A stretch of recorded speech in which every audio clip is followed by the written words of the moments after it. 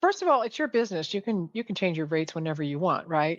Yeah. Yep. But there's a lot of ways to review pricing. So one is to look at, am I going to offer the same exact program or offer and raise my rates just because I think I should be paid more?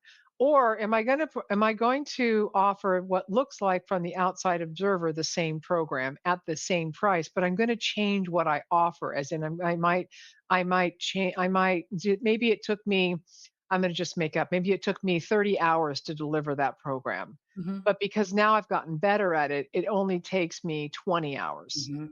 So instead of as a feature in describing what I'm doing, you get 30 hours with Marky Reed. You simply get talk about the results and the outcomes of it, and the amount of time becomes less important to the client. And so when we again that gets into that psychology of trading time for money when we think of this program gives you X number of hours. Well, really, this program gives you a result. And so that's one thing to do.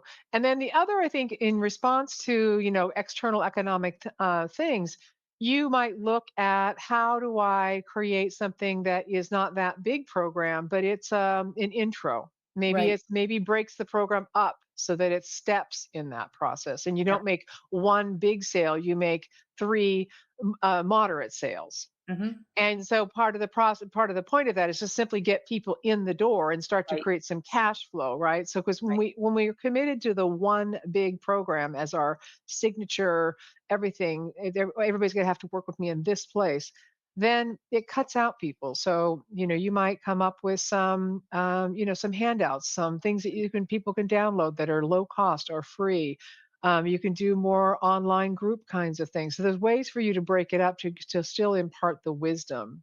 I've been Right. working with this a lot myself this last couple of years, really clearly looking at what is it that I want people to walk away with when they work with me, whether it's in a free handout, a webinar, in one-to-one coaching, or a big giant signature program. There's Mhm. fundamental concepts that I want to be imparting.